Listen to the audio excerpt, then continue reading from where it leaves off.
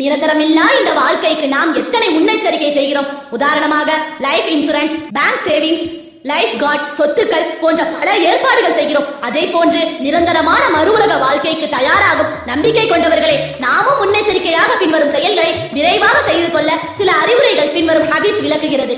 7 காரியங்கள் நிகழும் முன் அமல்களை விரைவாக செய்து கொள்ளுங்கள். அனைத்தையும் மறக்கடித்து விடும் வறுமையை எதிர்பார்க்கிறீர்களா, அல்லது மமதையில் கொண்டு செல்லும் சீமாண்டனத்தை எதிர்பார்க்கிறீர்களா, அல்லது செயலிழக்க செய்யும் வியாதியை எதிர்பார்க்கிறீர்களா, அல்லது அறிவை இழக்க வைக்கும் முதுமையை எதிர்பார்க்கிறீர்களா, அல்லது திடீரென்று வந்துவிடும் மரணத்தை எதிர்பார்க்கிறீர்களா? சில சமயங்களில் தௌபா செய்வதற்கும் சந்தர்ப்பம் வாய்ப்பதில்லை. மறைக்கப்பட்ட தீமைகளின் மிக கெட்ட தஜ்ஜாலின் வருகையை எதிர்பார்க்கிறீர்களா, அல்லது கியாமத் நாளின் வருகையை எதிர்பார்க்கிறீர்களா? அதுவோ கடுமையானதும் மிக கசப்பானதும் என்று ரசூலுல்லாஹி ஸல்லல்லாஹு அலைஹி வஸல்லம் அவர்கள் கூறியதாக ஹஜ்ரத் அபூ ஹுரைரா ரலியல்லாஹு அன்ஹு அவர்கள் அறிவிக்கிறார்கள். தீர்மிதி. இந்த ஹதீஸின் நீதி என்னவென்றால், மறுமைக்குரிய தயாரிப்பை மனிதன்